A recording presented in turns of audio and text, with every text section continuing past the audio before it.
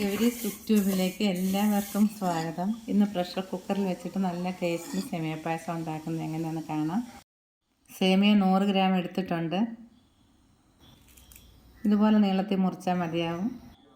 ചൂടായ പാത്രത്തിലേക്ക് 2 table spoon നെയ്യ് ഒഴിക്കാം. പറങ്ങേണ്ടിയിട്ടൊന്ന് ചുവക്കാൻ തുടങ്ങുമ്പോൾ എടുത്തു വെച്ചിരിക്കുന്ന മുന്തിരിങ്ങ ചേർത്ത് വറുത്തെടുക്കാം. തീ ഏറ്റവും കുറച്ചിട്ട് വേണം വറുത്തെടുക്കേണ്ടുന്നത്. 100 ഗ്രാം സേമിയ 1.25 കപ്പുണ്ട്.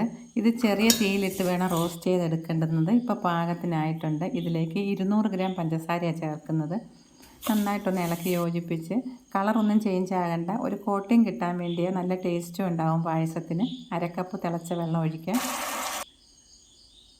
ഇത് നന്നായിട്ടൊന്ന് ഇളക്കുക. അതിനുശേഷം വെള്ളം ചേർക്കാതെ തിളപ്പിച്ച് വെച്ച 1 ലിറ്റർ പാല് ചേർക്കാം. കാച്ചാത്ത പാലാണെങ്കിൽ കേടായ നമ്മൾ അറിയത്തില്ല, പായസം ചീത്തയായി പോവുകയും ചെയ്യും. ഇങ്ങനെ കാച്ചി വെക്കുകയാണെങ്കിൽ ധൈര്യമായിട്ട് ഒഴിക്കുകയും ചെയ്യാം. ഇതിന് 6 കപ്പ് പാലാണ് നമ്മൾ ഒഴിച്ചിട്ടുള്ളത്. കുക്കറിൽ പായസം വയ്ക്കുമ്പോൾ എപ്പോഴും വലിയ കുക്കർ നോക്കി വേണം എടുക്കേണ്ടുന്നത്. സ്റ്റീം വന്നിട്ടുണ്ട്. ഇനി വെയിറ്റ് വയ്ക്കാം.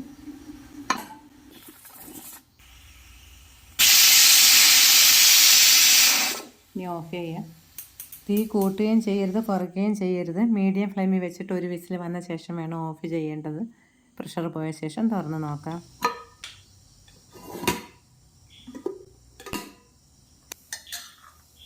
നാല് ഏലക്കയുടെ അരിയിൽ 1/4 ടീസ്പൂൺ പഞ്ചസാരയും കൂടെ ചേർത്ത് പൊടിച്ച് വെച്ചതും വറുത്ത് വെച്ചിരിക്കുന്ന പറങ്ങേണ്ടിയും മുതിരയും കൂടെ ചേർത്ത് ഇളക്കാം. പെട്ടെന്ന് പൊടിഞ്ഞ് കിട്ടാൻ വേണ്ടി നമ്മൾ പഞ്ചസാര ചേർത്ത് പൊടിക്കുന്നത്.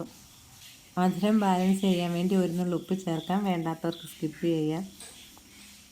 100 ഗ്രാം സേമിയയുടെ അളവിനുള്ള പായസമാണ് നമ്മൾ ചെയ്തത്. കൂടുതൽ വേണമെങ്കിൽ അതിൻ്റെ അളവ് കൂട്ടി ചേർത്താൽ മതിയാവും.